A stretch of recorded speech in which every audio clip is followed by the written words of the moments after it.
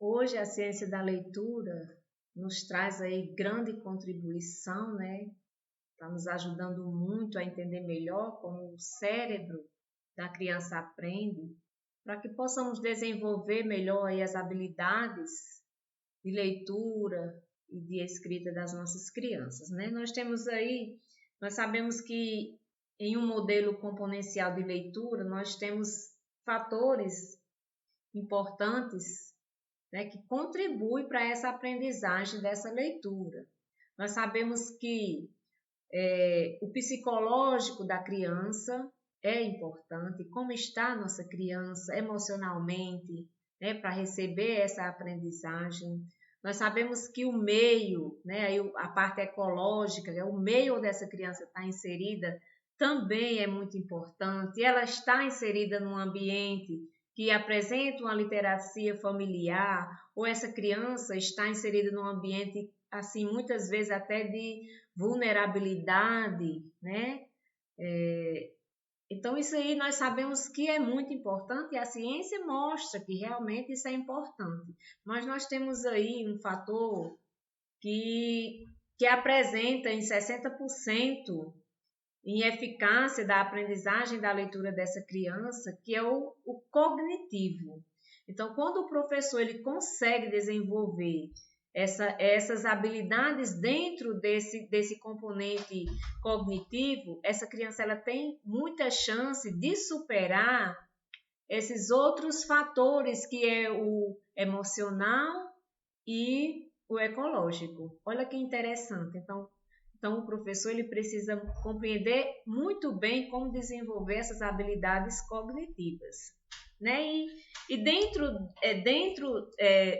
dessas habilidades, de tudo isso aí, Hoover, Google e Tumer, ele apresentou aí uma visão simples da leitura, que afirma que a compreensão leitora ela é produto das habilidades linguística e das habilidades de compreensão das palavras, o reconhecimento de palavras. Então, esse modelo de leitura simples, né, nos mostra que essas duas habilidades elas são importantes. E dentro dessas habilidades existem aí alguns componentes que o professor precisa conhecer para poder desenvolver melhor com o seu aluno essas habilidades. Então, nós temos aí, Scarboe, ela nos trouxe aí, nesse modelo de leitura simples, nos fez aí uma metáfora muito interessante, que é chamada de modelo de cordas. Quando outro dia eu postei nas minhas redes sociais esse modelo de cordas, eu fiquei assim impactada porque 100% das pessoas não conheciam, né? E no meio dessas pessoas tem muitos educadores, muitos alfabetizadores, né? Que a essa altura já deveriam ter pelo menos uma noção do que é o modelo de cordas, né? Que representa aí de forma simples, de forma bem simples, estudos profundos de como nossa criança pode aprender melhor. Então, Scarboe, ela nos mostra aí que o leitor hábil, ele é como se a leitura hábil é como se fosse a ponta da corda aqui. Ela é toda tramada, ó, toda tramada por fios. Né? Nós sabemos que os fios da corda, eles se juntam para deixar essa corda mais forte. Quando os fios eles se rompem, né? O que acontece? Ele vai fragilizando a nossa corda e ela pode até arrebentar. Então, cuidar desses fios aqui da nossa corda é muito importante. Então, o que o modelo de cordas nos mostra? Que um leitor hábil, né, ele apresenta aí dois elementos importantes, que é a compreensão da linguagem, e o reconhecimento das palavras.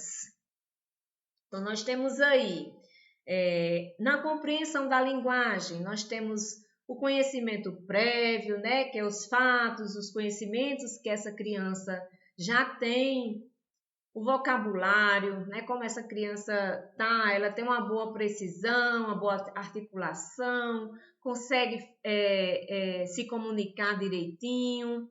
Nós temos a estrutura da língua, né, que é a sintaxe, a semântica. Essa criança, ela ordena direitinho as palavras numa frase, ela consegue já compreender que quando ela fala para a mãe, mamãe, eu quero água. Ela não vai dizer, água, eu quero mamãe. Ela já entende que existe uma sequência e uma estrutura nessa frase. Né? Nós temos aí o raciocínio verbal, né? Metáfora, essa criança ser capaz já de fazer algumas inferências. E o conhecimento de literacia, né? A familiaridade com textos, que é muito importante. Então, todos esses componentes aqui, essas habilidades são muito importantes que a gente desenvolva na nossa criança.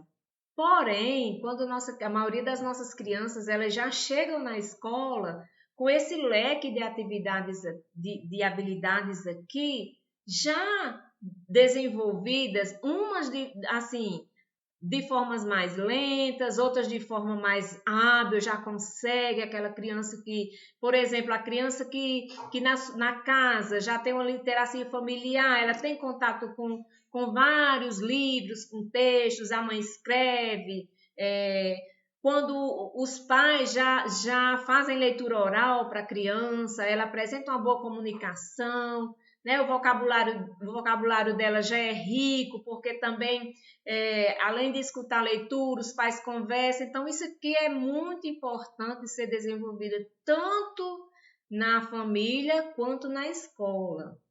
Né? Mas nós temos aqui o reconhecimento de palavras, né? Que é fundamental para essa criança ser um leitor hábil.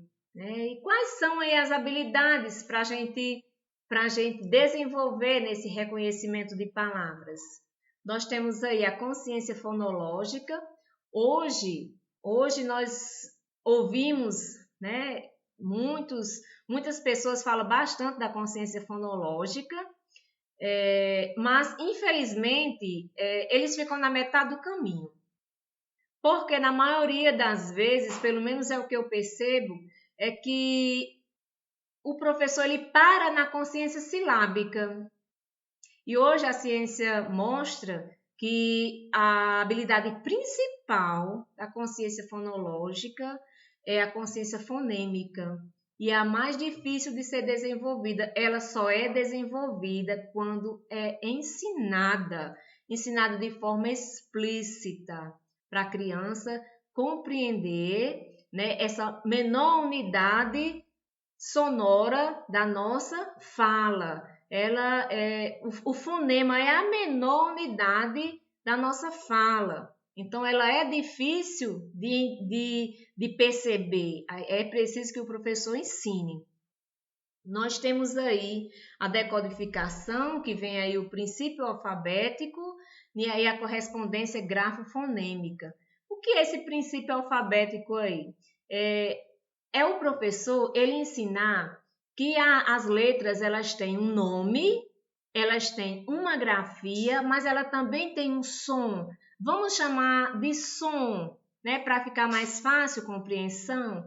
A letra M, a gente escreve a letra M dessa forma. Nós temos a letra M, o nome da letra é M, mas ela tem um som. O som é Porque quando vamos ler, por exemplo, a palavra mala, nós não lemos M-A-L-A. Nós lemos mala. Então, a criança precisa entender que ela vai ler através desse som. certo? E a questão da correspondência grafofonêmica, né? Então, nós vamos aí ensinar a criança a juntar esse sonzinho um com o outro, né? A gente junta esses sonzinhos e a gente vai fazendo essa correspondência de forma bem explícita, que é mais importante. E o reconhecimento automático de palavras, que é para fechar aqui nosso leque aqui dessas 3 habilidades. O que é esse reconhecimento de palavras? Quanto mais a criança lê uma palavra, mais ela vai guardar essa palavra no léxico mental. E o que seria esse léxico mental?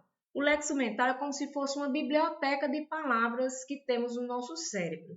Por isso é tão importante essa leitura, né? essa repetição de leitura. Alguns alfabetizadores não trabalham dessa forma porque acham que é tradicional isso aí, repetição de leitura. Por exemplo, uma lista de palavras, trabalhar com lista de palavras. Alguns não gostam, mas a ciência hoje mostra que é muito importante essa leitura, né? Em que a criança, quanto mais lê, mais ela vai automatizar essa palavra. E para que esse leitor seja hábil, ele precisa desenvolver todas essas palavras.